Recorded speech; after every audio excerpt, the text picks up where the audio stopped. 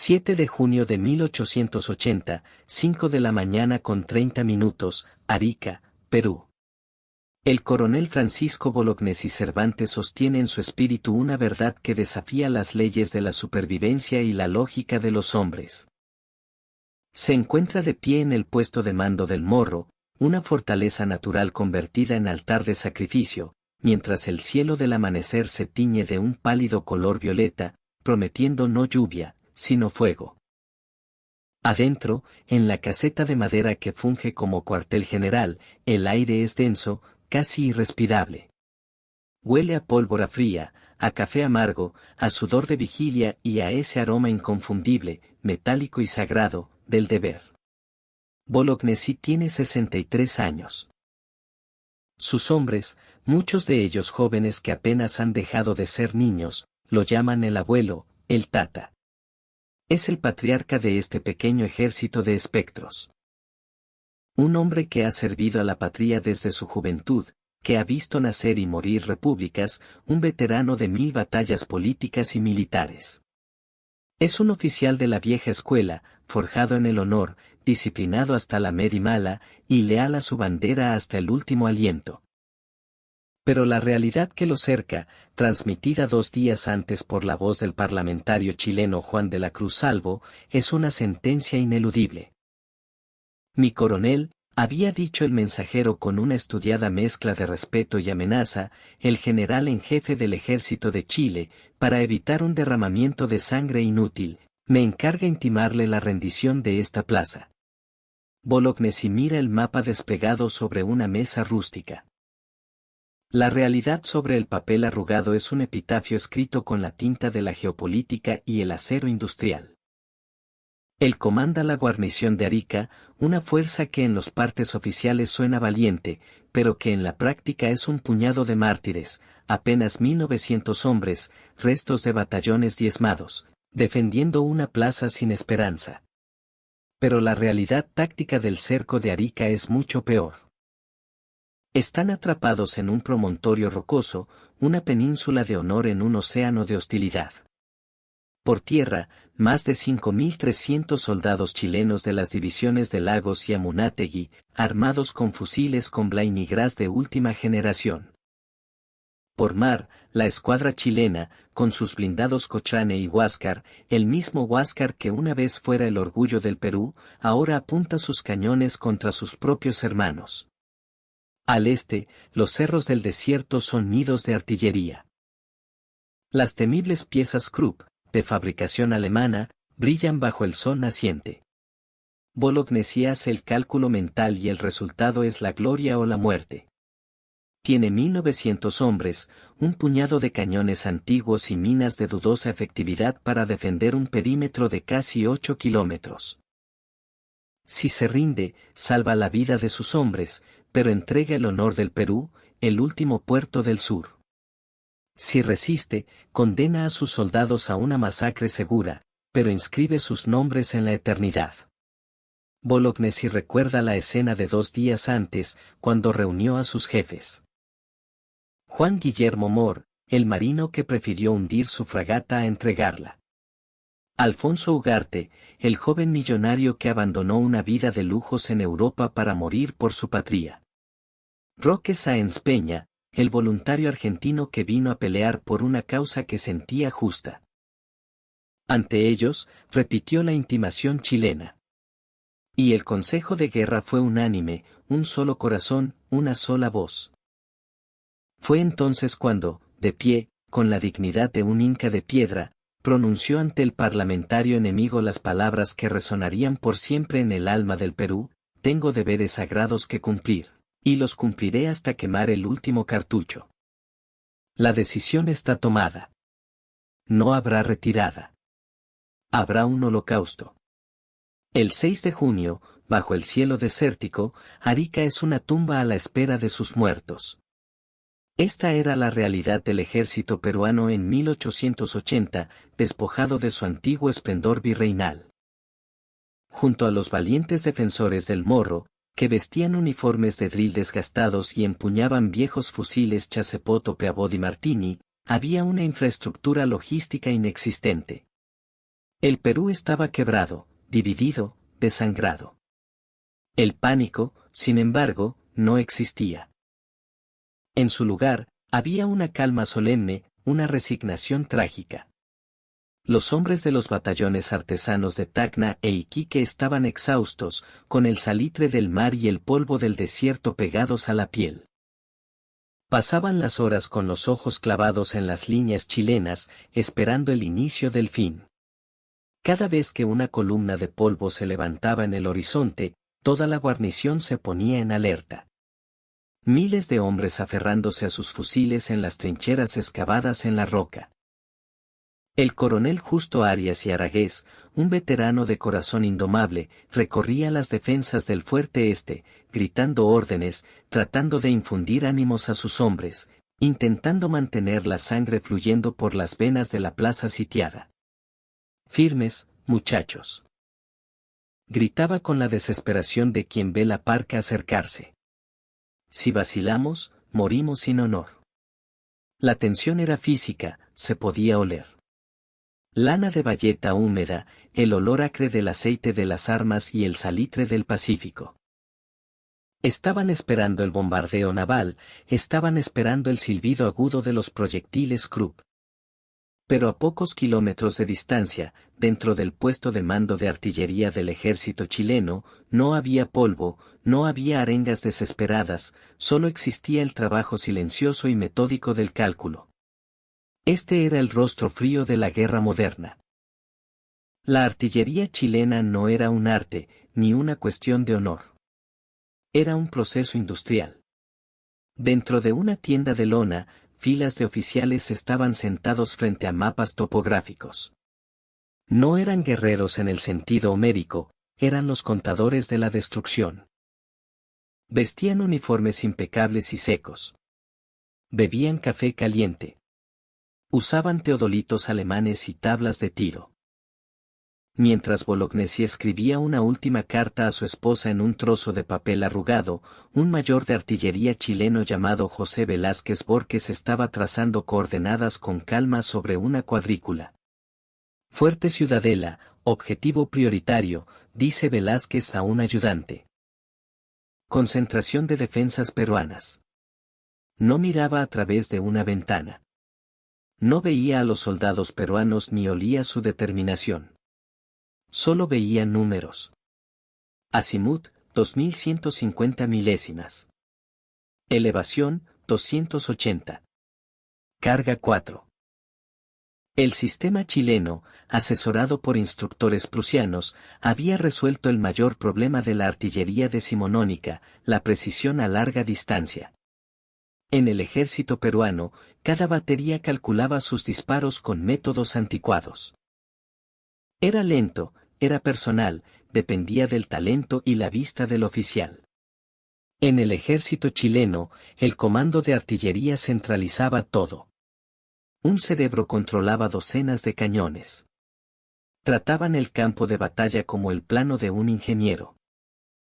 Los soldados peruanos eran solo variables a ser eliminadas, y la máquina estaba lista para operar. Cada día, las caravanas de mulas y los transportes navales entregaban miles de proyectiles al frente. Por cada bala que disparaban los defensores de Bolognesi, los chilenos podían disparar 50. Por cada cañonazo impreciso de un viejo babaseur peruano, los chilenos podían responder con 10 proyectiles Krupp de precisión devastadora. Pero el volumen no era el arma secreta. El arma era la tecnología. Lo que el mayor Velázquez y su equipo estaban preparando era una demolición sistemática. Este es el momento exacto donde la guerra en Sudamérica cambió. De ser un concurso de coraje a un problema de física aplicada. Para entender por qué el ejército de Bolognesi estaba condenado antes de que sonara el primer disparo, tienes que entender las matemáticas de la balística industrial. Aquí está el problema con la artillería tradicional que se había usado desde Ayacucho hasta la guerra con España. La batería dispara. El proyectil, impreciso, viaja durante 20 segundos. ¡Boom! El enemigo escucha la explosión, ve la columna de tierra, y se da cuenta de que está bajo ataque. Se cubren en las trincheras, buscan refugio tras los parapetos. La batería B dispara 30 segundos después. ¡Boom! Pero para entonces, el enemigo ya está a cubierto. La sorpresa se pierde. El potencial letal se desploma. El coronel Bolognesi sabía esto. Sus veteranos de las campañas de Tarapacá y Tacna sabían esto. Contaban con esa ventana de tiempo, con la imprecisión del enemigo. Era el ritmo de sus vidas. Escuchas, te cubres, sobrevives. Los chilenos, con sus Krupp, decidieron eliminar la ventana. Decidieron hackear la realidad del combate. Dentro de la tienda del comando, Velázquez consultaba 3 tablas de tiro distintas, traídas directamente de Essen, Alemania. Estaba trabajando metódicamente, calculando la destrucción. La pregunta no era dónde deberíamos disparar. La pregunta era cómo debíamos disparar para pulverizar cada defensa, una por una, con una eficiencia matemática. Batería a cañones Krupp de campaña de 75 milímetros posicionados en el Cerro Chuño. Distancia al fuerte este, 4.2 kilómetros. Tiempo de vuelo de un proyectil a esa distancia, teniendo en cuenta la velocidad de salida de 440 metros por segundo, el coeficiente de resistencia del aire y la curva balística, 12 segundos exactamente. Batería B cañones Krupp de montaña de 60 milímetros en las Pampas al norte. Distancia al fuerte Ciudadela, 3.5 kilómetros. Tiempo de vuelo, 10 segundos exactamente. Baterías y cañones pesados de la escuadra naval. Distancia desde el mar al Morro, 5 kilómetros. Tiempo de vuelo, 15 segundos. Si todas las baterías dispararan al azar, el efecto sería limitado. El enemigo se adaptaría, se movería entre las explosiones. Pero si el centro de dirección asignaba blancos específicos y coordinaba el fuego, la aniquilación se volvía posible. Velázquez trabajó los cálculos con la frialdad de un cirujano. La batería se concentrará en el fuerte este hasta silenciar sus cañones. La batería B abrirá brechas en las trincheras del fuerte Ciudadela. La escuadra ablandará las defensas en la cima del Morro. Esto requería una disciplina de fuego que nunca se había visto en un campo de batalla americano. Cada oficial de artillería chileno tenía un cronómetro de bolsillo y seguía un horario estricto. La guerra se convertía en una agenda. El ritual era profesional, casi corporativo. El margen de error era mínimo. Esta era la matemática invisible de la precisión industrial.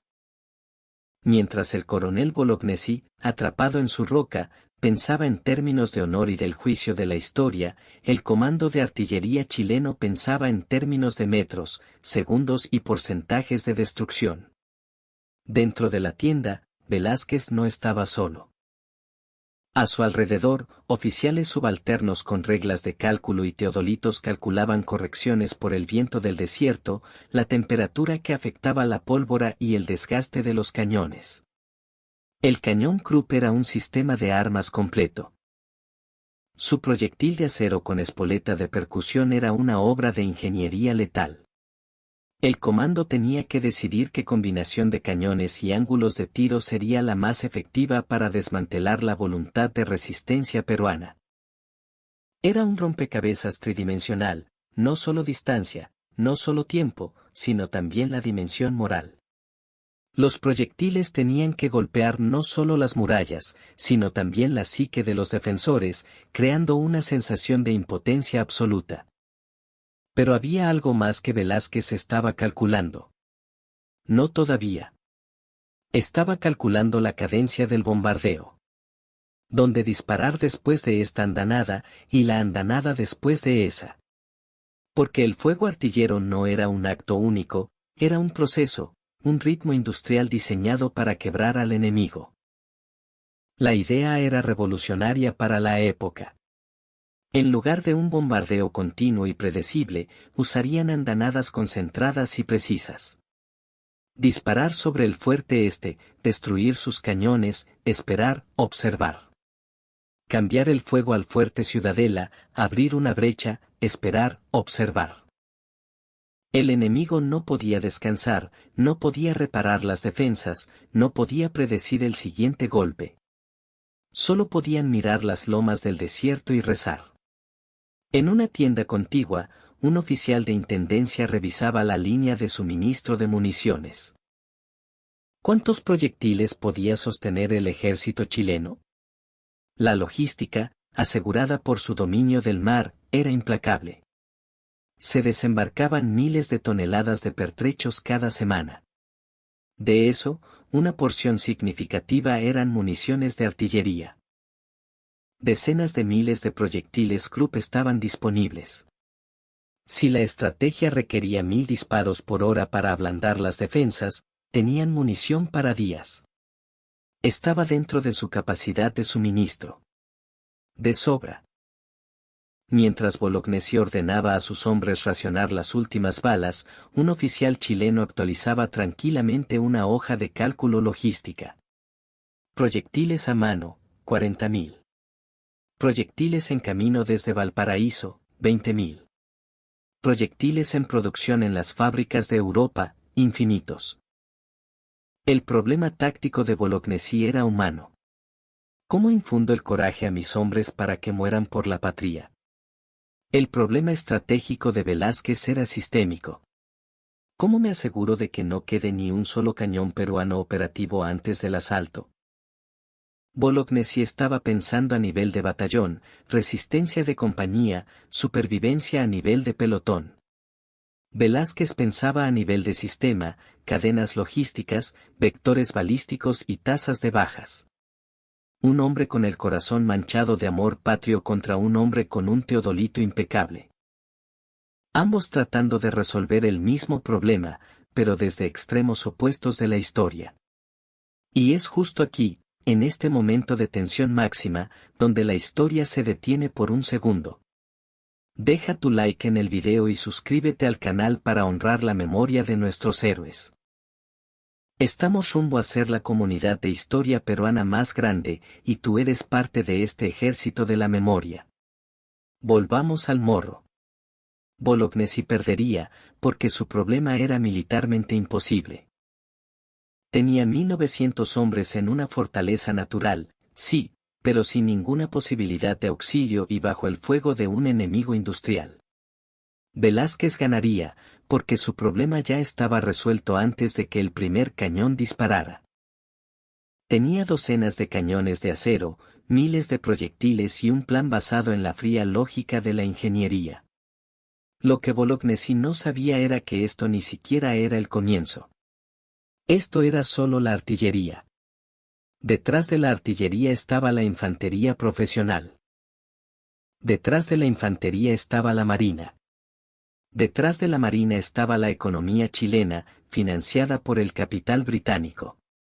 La guarnición de Arica no se enfrentaba solo al ejército de Baquedano. Se enfrentaba a todo el sistema industrial del siglo XIX. Y ese sistema había decidido, con la frialdad de un verdugo, que la plaza de Arica dejaría de existir para el 7 de junio. Cuando se dio la orden de fuego, no se vio como en una película de Hollywood. No fue un rugido simultáneo. Fue un diálogo metódico y aterrador de explosiones a través del desierto. Para un defensor peruano, en el fuerte este, sonaría como el martilleo de un gigante. Un estallido aquí, otro golpe sordo allá, otra explosión 500 metros al oeste. Parecía que los chilenos estaban calibrando sus armas. Pero en el aire, algo aterrador estaba sucediendo.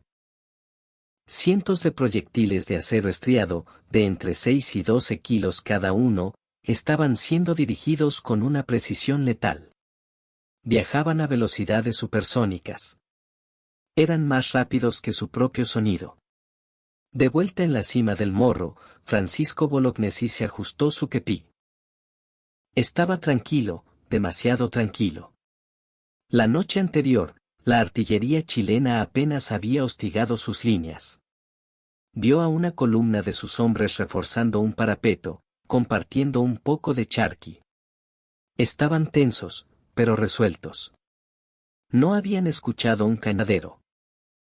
Los soldados corrían para apagar los incendios en los depósitos de municiones, solo para ser alcanzados por la siguiente andanada sincronizada. El fuerte este se convirtió en un infierno de humo y gritos. El coronel Arias y Aragués, herido, seguía disparando un fusil hasta que cayó muerto entre sus hombres. A las 6 de la mañana, tras 30 minutos de este castigo infernal, la artillería cesó. Y en el silencio espeluznante que siguió, los peruanos escucharon las cornetas chilenas y el grito de miles de gargantas, ¡Viva Chile! El asalto había comenzado. A kilómetros de distancia, los artilleros chilenos estaban sudando, trabajando sus piezas con la precisión de obreros en una fábrica. Estaban disparando tan rápido que tenían que usar paños húmedos para enfriar los tubos de sus cañones Krupp. ¡Alto el fuego! ¡Alto el fuego! Crujía la orden por los puestos de mando. Infantería avanza. Ahora la artillería naval tomaba el relevo, disparando sobre la cima del morro para impedir que Bolognesi enviara refuerzos a los fuertes de la base. Los camiones no existían, pero las líneas de mulas del ejército chileno llegaban hasta las mismas baterías, descargando cajas frescas de munición. Ni siquiera se molestaban en apilarlas, simplemente las abrían para alimentar a las bestias de acero humeantes. En menos de una hora, la artillería chilena había disparado miles de proyectiles sobre las defensas peruanas. Fue la mayor concentración de fuego de artillería en la historia de la guerra en Sudamérica hasta ese momento. El 7 de junio, lo inevitable alcanzó finalmente a Bolognesi. Se movía con los restos de su Estado Mayor cerca de la batería Santa Rosa, en la cima del morro, tratando de coordinar una defensa desesperada, revólver en mano. Iba a pie. Estaba tratando de ser un soldado, estaba tratando de liderar hasta el final. Pero al comando chileno no le importaba su rango, ni su honor, ni su historia. Solo les importaba la victoria. El combate era ahora cuerpo a cuerpo. Las bayonetas chocaban, los hombres luchaban con culatas de fusil y cuchillos. Un trozo de metralla de una de las últimas explosiones de artillería hirió al coronel. Pero no se detuvo. El comandante en jefe de la plaza de Arica cayó finalmente en la refriega, junto a la bandera peruana, con 2 balazos, uno en el corazón. Incapaz de emitir más órdenes, incapaz de hablar, desangrándose en la misma tierra sagrada que su soldado raso más bajo. A su alrededor, su Estado Mayor fue aniquilado. Mor, el marino, cayó acribillado.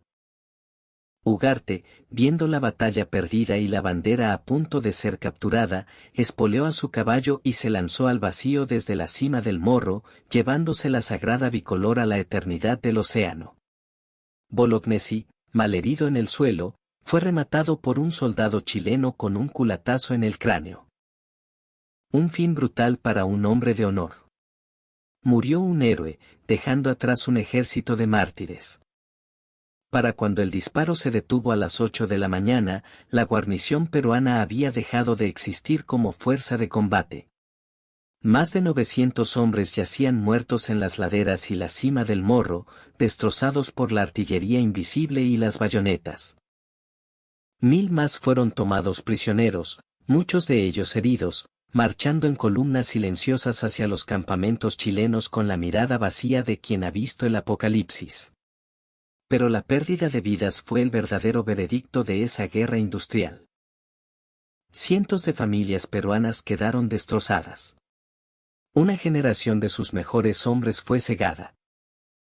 Y el morro, ese bastión de honor, se convirtió en un cementerio al aire libre, con los cuerpos hinchados por el sol del desierto llenando el aire con un hedor tan potente que, según los cronistas, se sentía a kilómetros de distancia.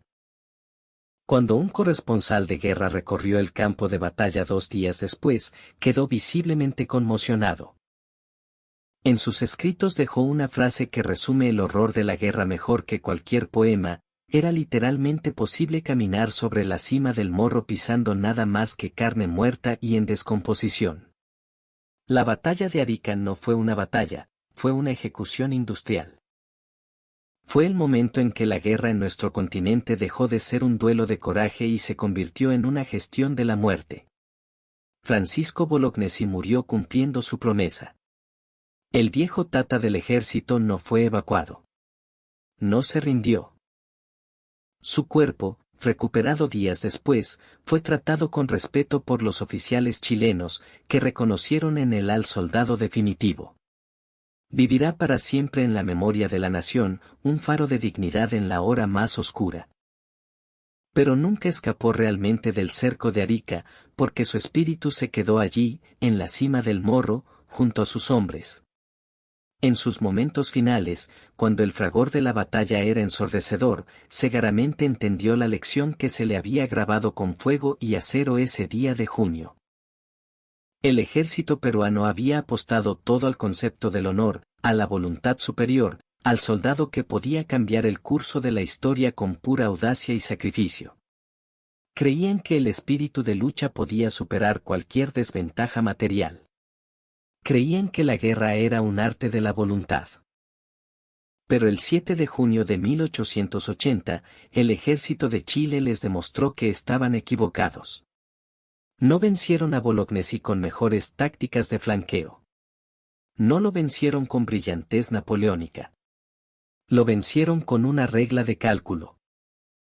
Lo vencieron con una cadena logística que se extendía desde los puertos de Valparaíso hasta el desierto de Atacama sin romperse. Lo vencieron con un sistema que podía entregar miles de proyectiles a un solo punto en el espacio y el tiempo sin un segundo de vacilación. El bombardeo de Arica fue la expresión definitiva de la nueva forma de hacer la guerra, impersonal, científica y absolutamente abrumadora. Bolognesi aprendió, a costa de su ejército y de su propia sangre, que en la era de la guerra industrial, el coraje es solo una variable más en una ecuación de física. Y contra las matemáticas del mayor Velázquez y su equipo de contadores de la destrucción, el valor de esa variable, para la victoria, fue cero. Pero para la historia, para la identidad de una nación, el valor de esa variable fue infinito. Hoy, las tumbas de esos hombres son recordatorios silenciosos de que cuando la tecnología avanza, la humanidad del campo de batalla retrocede. Es fácil mirar los mapas y ver flechas de colores moviéndose, pero tú y yo sabemos que debajo de esas flechas había hombres que respiraban, que tenían miedo, y que fueron borrados por una decisión tomada en una tienda de campaña a kilómetros de distancia. Si has llegado hasta aquí es porque entiendes que la historia no se trata de fechas, sino de lecciones. De sangre, honor y memoria. No dejes que esta historia se pierda en el algoritmo. Dale like al video, no por nosotros, sino para que el mundo entienda que este tipo de narrativas profundas sobre el Perú importan. Suscríbete a nuestro canal, porque apenas estamos arañando la superficie de los archivos olvidados de nuestra patria. Y ahora quiero leerte a ti. Escribe en los comentarios desde qué parte de nuestro amado Perú, o del mundo, nos estás viendo hoy. Y dime, ¿crees que la tecnología moderna ha hecho que el coraje del soldado sea obsoleto, o el factor humano, el honor de un Bolognesi, siempre decidirá el alma de las guerras? Si tienes alguna historia de algún abuelo o familiar que vivió algún conflicto, compártela abajo. Leemos cada historia, porque cada historia es un hilo en el gran manto de nuestra nación. Nos vemos en el próximo informe. Cambio y fuera. ¡Viva el Perú!